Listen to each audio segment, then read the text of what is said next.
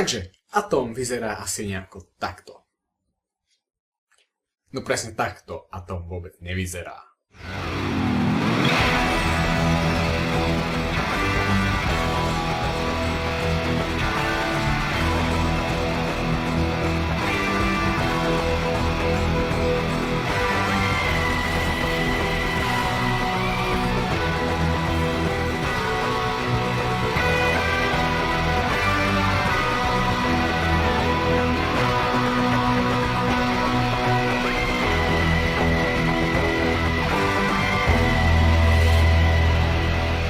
Zdravím a vítajte pri ďalšom dieli s doktorom cez časový vír.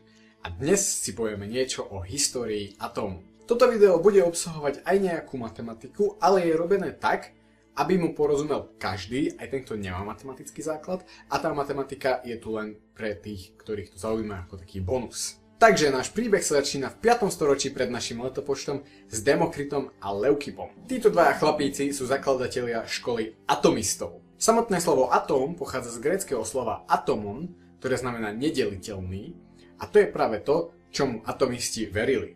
Atomisti si mysleli, že celý svet sa skladá z veľmi malých nedeliteľných častičiek, ktoré sú atómy. Avšak je dôležité si uvedomiť, že atomizmus je filozofický smer a atomisti nemali žiadne dôkazy o tom, že atómy skutočne existujú, oni tomu len verili.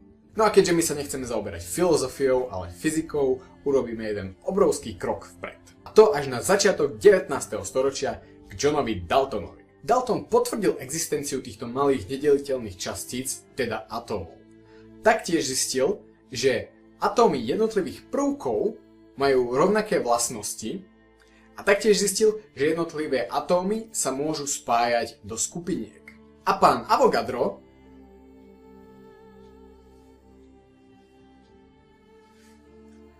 prišiel s tým, že ak sa dva alebo viac atómov spojí dokopy, nazýva sa to molekula. No a táto molekula je najmenšia jednotka látky, ktorá ešte stále nesie vlastnosti tejto látky. Avšak koncom 19. storočia prišiel zlom, ktorý zmenil viac ako 2000 ročnú tradíciu dôvery v to, že atómy sú skutočne nedeliteľné. Thomson skúmal prechod elektrického prúdu trubicou naplnenou plynom. Ak bola trubica naplnená plynom, ktorý bol dostatočne riedky, trubica vyžarovala svetlo, ktorého farba závisela od typu plynu, ktorý sa v trubici nachádzal. Tomuto javu sa hovorí anódové svetlo a v podstate je to princíp, na akom dnes fungujú neónové reklamy.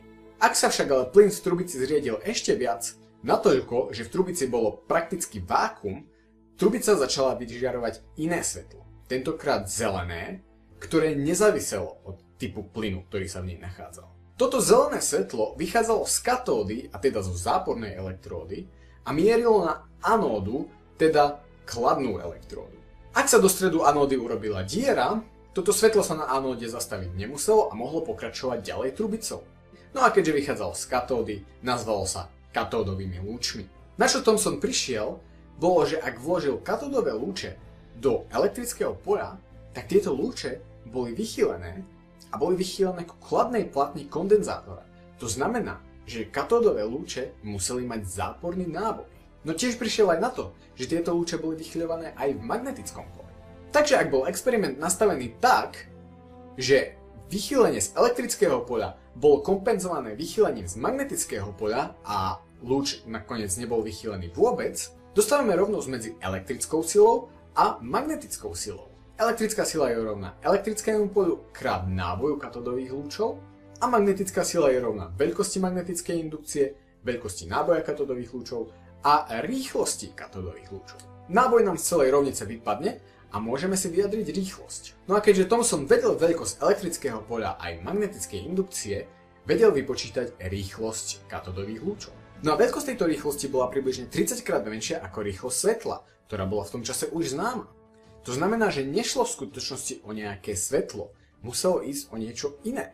No a keďže Thomson už vedel, aká je rýchlosť katodových lúčov, ak ich teraz vložil iba do magnetického poľa a pozoroval ich vychýlenie, mohol dať do rovnosti magnetickú silu a dostredivú silu. Dostredivá sila je rovná hmotnosti katodových lúčov, rýchlosti katodových lúčov na druhu vydelenej polomerom zakrivenia dráhy katodových lúčov. No a magnetická sila je opäť magnetická indukcia, náboj a rýchlosť. Na obidvoch stranách sa nám pokratí jedna rýchlosť. Z tejto rovnice si môžeme vyjadriť pomer náboja a hmotnosti katodových lúčov. Tomuto sa hovorí merný náboj a ten je rovný rýchlosti, vydelenej indukciou a polomerom zakrivenia dráhy častice. Magnetická indukcia je známa, rýchlosť sme vypočítali pred chvíľou a polomer zakrivenia dráhy sa jednoducho zmerá. No a po výpočte Thomson zistil, že tento merný náboj je približne 1800 krát väčší ako merný náboj vodíkového jónu. To mohlo znamenať len dve veci. Buď majú katodové lúče 1800 krát väčší náboj, alebo 1800 krát menšiu hmotnosť ako vodíkový jón. No ale keďže atómy sú vo všeobecnosti neutrálne, záporný aj kladný náboj by mali byť rovnako veľké. Z toho vyplýva, že jediné logické vysvetlenie je, že katodové lúče sú 1800 krát ľahšie ako vodík. No a tým sa došlo k záveru, že celý atóm sa skladá z maličkých, veľmi ľahkých, v porovnaní s celým atómom takmer zanedbateľných, záporne nabitých častíc, ktoré sa nazvali elektróny, no a potom z toho celého kladného zbytku.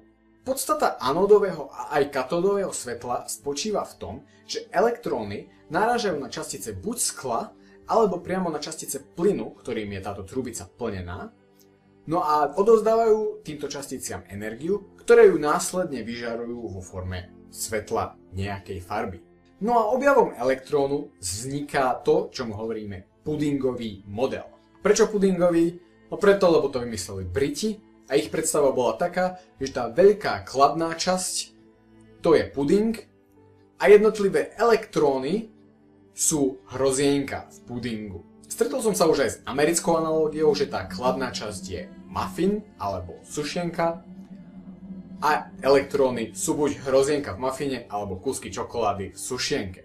Ak by bol elektrón objavený na Slovensku, zrejme by tá kladná časť boli halušky s brinzou a elektróny kúsky slaniny, alebo tá kladná časť by bola parlament a elektróny by boli Takže, pudingový model dobre vysvetľuje fotoelektrický jav.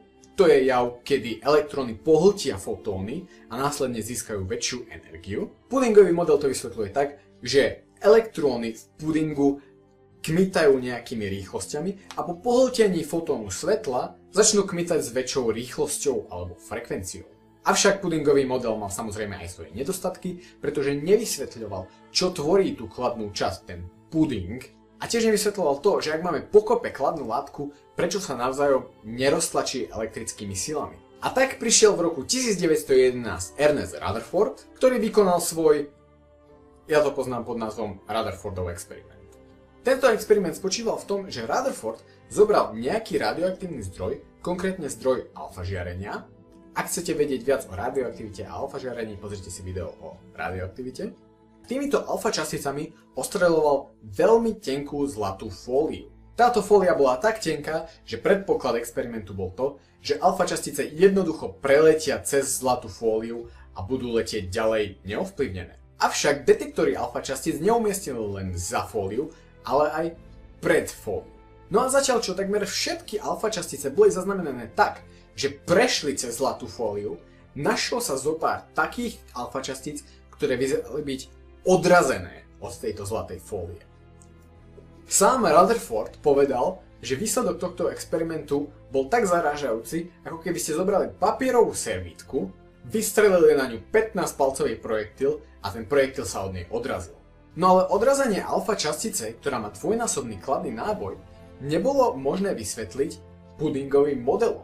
Kladný náboj rozptýlený na takúto veľkú plochu by nedokázal takto rýchlu alfa časticu odraziť. A preto Rutherford prišiel s tým, že v skutočnosti táto kladná časť nie je rozptýlená po celom atóme, ale ide iba o veľmi malé, ťažké jadro s kladným nábojom. No a z Rutherfordovho experimentu vieme aj veľkosť tohto jadra vypočítať. Vychádzame zo zákona zachovania energie. Na začiatku svojej dráhy má alfa častica nejakú kinetickú energiu, ktorú my poznáme, a ako sa približuje k jadru, eventuálne sa bude musieť zastaviť a následne sa odrazí naspäť. To znamená, že v bode, keď sa alfa častica priblíži k jadru čo najviac, vtedy je jej rýchlosť, a teda aj kinetická energia nulová a celá sa premenila na potenciálnu energiu v elektrickom poli jadra. No a my poznáme vzorec na výpočet potenciálnej energie dvoch nábojov.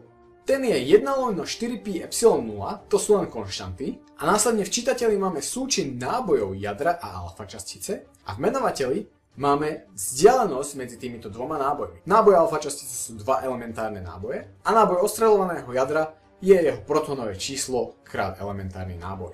A vzdialenosť medzi alfa časticou a jadrom v tomto bode by mala byť veľkosť jadra. V skutočnosti nejde tak úplne o veľkosť jadra, ide o horné ohraničenie veľkosti jadra, pretože alfa častica sa samozrejme môže zastaviť aj skôr, ako by dosiahla jadro, ale vieme tým aspoň zistiť najväčšiu možnú veľkosť jadra. No a teda si môžeme vyjadriť tento pomer, čím zisťujeme, že jadro atómu je takmer 100 000 krát menšie ako celý atóm. Ak by bolo jadro veľké ako jablko, celý atóm by mal priemer 10 km. Je to takmer až nepredstaviteľné. No a tak vzniká Rutherfordov planetárny model. V tejto predstave máme malé, kladne nabité, veľmi ťažké jadro, okolo ktorého vo veľkej vzdialenosti orbitujú malé, ľahké, záporne nabité elektróny, ako planéty okolo Slnka. No samozrejme, aj tento model mal svoje nedostatky. Tak napríklad elektricky nabitá častica pohybujúca sa v elektrickom poli, ktorá zrýchľuje, neustále vysiela elektromagnetické žiarenie. No a elektrón pohybujúci sa po kruhovej dráhe zrýchľuje, pretože na ňo pôsobí dostredivá sila, ktorá mu udeľuje dostredivé zrýchlenie. To znamená, že takýto elektrón by zo seba vysielal žiarenie a tým by sa zbavoval energie. To ale znamená, že by strácal aj svoju rýchlosť a tým pádom by bol stále bližšie a bližšie jadru, až by do neho eventuálne spadol. No a výpočty ukázali, že čas, za ktorý by elektrón spadol do jadra, je 1 nanosekunda. Všetkým nám doteraz asi už došlo, že to je príliš krátko. Inak by sme tu predsa neboli. Navyše sa vedelo, že spektra atómov sú diskrétne. Majú len určité vlnové dĺžky. Avšak ak by elektrón postupne padal do jadra, jeho energia by sa nemenila diskrétne, ale spojite. To znamená, že by vysielal spojité spektrum svetla. A to sa vôbec nepozorovalo. Teraz urobíme takú vsúvku a posunieme sa až do roku 1932.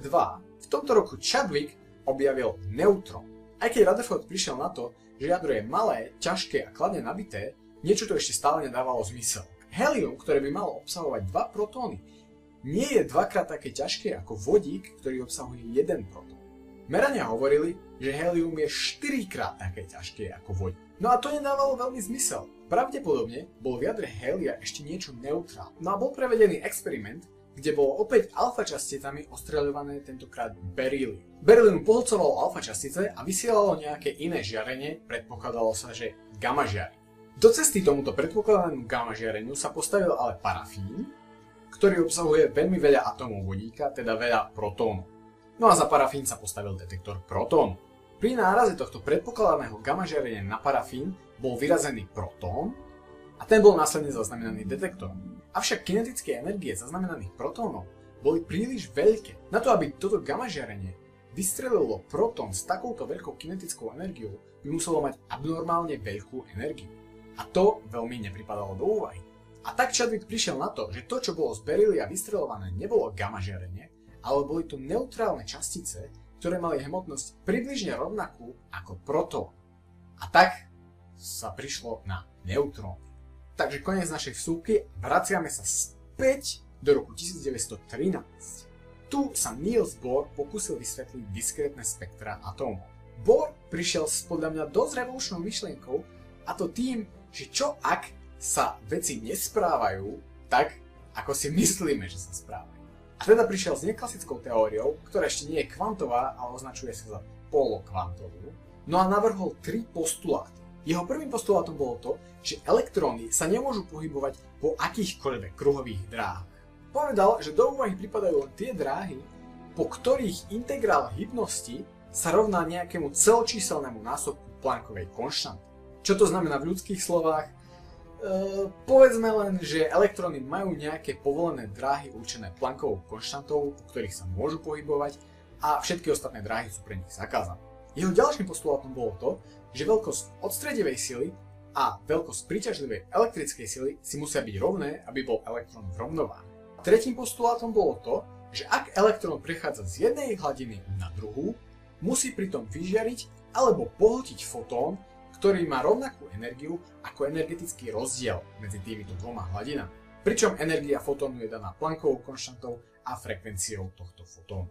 Z prvých dvoch postulátov si dokážeme vyjadriť polomery týchto prípustných dráh, na ktorých sa elektróny môžu nachádzať, a taktiež aj rýchlosť na týchto jednotlivých dráhach. Tým teda dostávame vzťahy pre rýchlosť a polomer n-tej dráhy elektrón. To znamená, že získavame také jednotlivé vrstvy. A toto n-ko sa stáva našim prvým kvantovým číslom.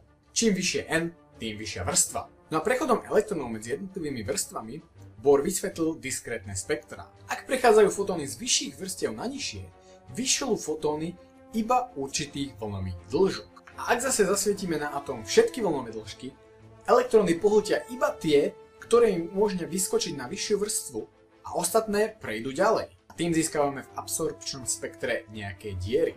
Problém bol, že Bohrové postuláty neboli nejak opodstatnené. Tak ale do hry prichádza Louis de Broglie, ktorý prišiel s tým, že aj hmotné častice majú vlnový charakter. De Broglie vyjadril, že vlnová dĺžka vlny takejto hmotnej častice je rovná Planckovej konštante vydelenej hybnosťou tejto častice. To znamená, že aj hmotná častica môže byť vyjadrená ako vlna. Tu si môžeme znázorniť ako stojatá vlna na úsečke. Ak ale túto úsečku zakrivíme a vytvoríme z nej kruh, vzniká nám stojatá vlna na kruhovej dráhe elektrónu. Toto je len základný stav s jednou vlnovou dĺžkou, avšak môžeme mať vlnových dĺžok aj viac. Napríklad 2, 3, 4 a tak ďalej a tak ďalej. Podstatné je len to, aby tento počet vlnových dĺžok bol celočíselný. Pretože ak by bol neceločíselný, povedzme 2,5, vlna by sa neuzatvárala a v konečnom dôsledku by sa celá vyrušila a teda k žiadnemu vlneniu by nedochádzalo. A takto je opísaný Bohrov model atómu. Zase znova, aj Bohrov model atómu mal svoje nedostatky. Problém bol to, že Bohrov model dokázal vysvetliť spektrum, ale len vodíka.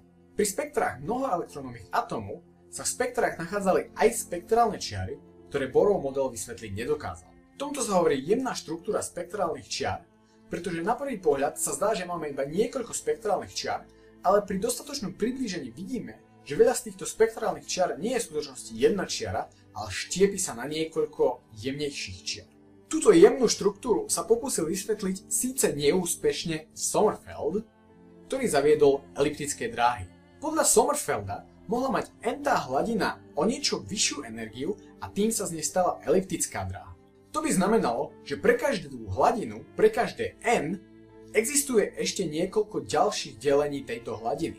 Čiže každé n má ešte niekoľko L podhladí.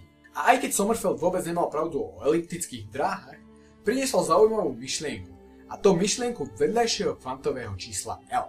No a teraz prichádza celý pek známych fyzikov ako Planck, Bohr, de Broglie, Dirac, Born, Schrödinger, Heisenberg, dokonca aj Einstein.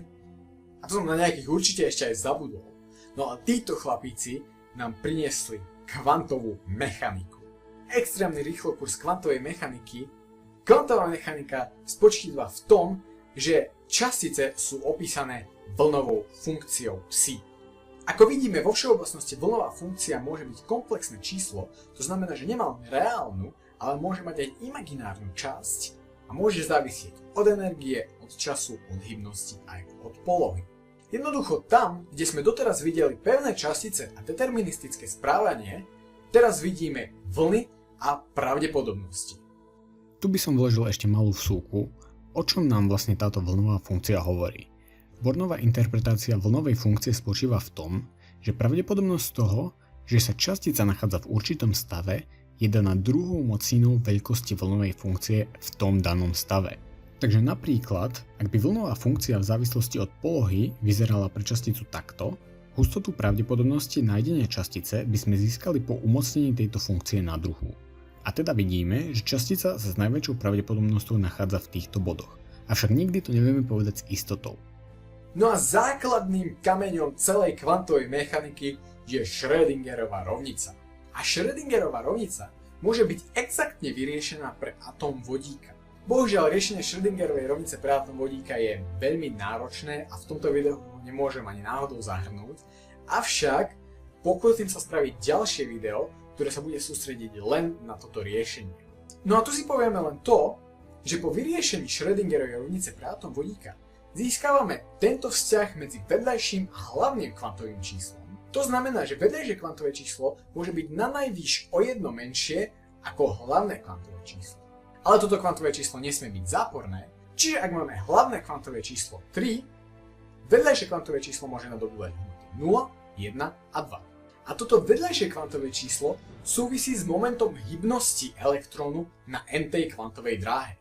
Avšak riešením Schrödingerovej rovnice získavame ešte ďalšie kvantové číslo, označujeme ho ako m, a toto kvantové číslo nazývame magnetickým kvantovým číslom, ktoré vyjadruje magnetický moment elektrónu na n-tej kvantovej drahe s l-tým momentom hybnosti.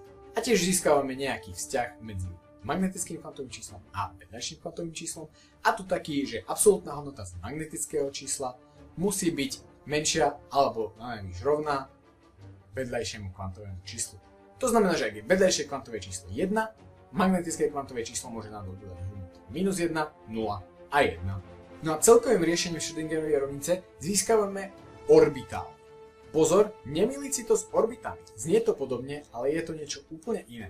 Orbitály sú také oblaky, alebo odbornejšie povedané oblasti, ktoré vyjadrujú pravdepodobnosť, s akou sa elektrón môže niekde nachádzať. Tieto orbitály nemajú náhodný tvar, vieme ho presne určiť, avšak je na to potrebná matematika, ktorú si zrejme ukážeme až v ďalšom videu. Ale aj napriek tomu si môžeme tieto orbitály znázorniť. Takže máme 4 typy orbitálov S, P, D a F. Teoreticky by mohli tieto písmenka pokračovať ďalej s ďalšími orbitálmi, avšak v našej periodickej tabuľke sa už nenachádzajú prvky, ktoré by museli využiť ďalšie orbitály, ktoré by boli označené ako G, takže nám stačí S, P, D a F. No a každý z týchto typov orbitálov má ešte svoje podtypy. S má len 1, P3, D5 a F7. Takže si to zhrňme. Tu máme všetky orbitály a máme 3 kvantové číslo. Hlavné kvantové číslo, ktoré vyjadruje energetickú hladinu a zároveň vyjadruje periódu v periodickej tabuľke prvkov. Pre každé hlavné kvantové číslo máme aj nejaké vedľajšie kvantové číslo. Toto vedľajšie kvantové číslo nám určuje, aký typ orbitálu to bude. Teda či ide o S, P, D alebo F. No a ešte pre každé vedľajšie kvantové číslo existuje magnetické kvantové číslo. No a magnetické kvantové číslo vyjadruje, ktorý z podtypov orbitálu to bude. Teda magnetické kvantové číslo vyjadruje istú orientáciu orbitálu v priestore. A toto magnetické číslo vyjadrilo aj tzv. Zemannov jav. Pri Zemannovom jave dochádzalo k ďalšej jemnej štruktúre spektrálnych čiar, ktorá predtým nemohla byť vysvetlená. Išlo o to, že ak bol atóm mimo magnetického poľa, mal len jednu spektrálnu čiaru. Avšak, ak bol vložený do magnetického poľa, táto spektrálna čiara sa rozštiepila na viacero a vytvorilo jemnú štruktúru. No magnetické kvantové číslo to vysvetľuje tak, že jednotlivé orbitály príslušného vedľajšieho kvantového čísla majú mimo magnetického poľa rovnakú energiu. Avšak, ak ich vložíme do magnetického poľa, jednotlivé orbitály sú rôzne nasmerované. A tým, že je každý orbitál v magnetickom poli inak nasmerovaný, má tento elektrón na určitom orbitále aj inú energiu. Kvôli tomu vzniká jemná štruktúra. No a ešte aj s týmto sa nám naskýta jeden problém, pretože v prípade, keď je hlavné kvantové číslo 1, vedľajšie kvantové číslo môže byť len 0, to znamená, že ide o S orbitál, a magnetické kvantové číslo môže byť tiež len 0, takže ide iba o ten základný guľový S orbitál. Aj v tomto prípade nám dochádza k jemnej štruktúre. A táto jemná štruktúra už nemôže byť vysvetlená ani orbitálnym momentom hybnosti elektrónu, ani jeho magnetickým momentom, pretože guľa nie je v priestore nijak orientovaná. No aké je riešenie tejto jemnej štruktúry? Spin. Hej pán profesor, a čo je to ten spin? Spin to si môžeš predstaviť ako takú guličku, ktorá rotuje. Až na to, že to nie je gulička. Aha.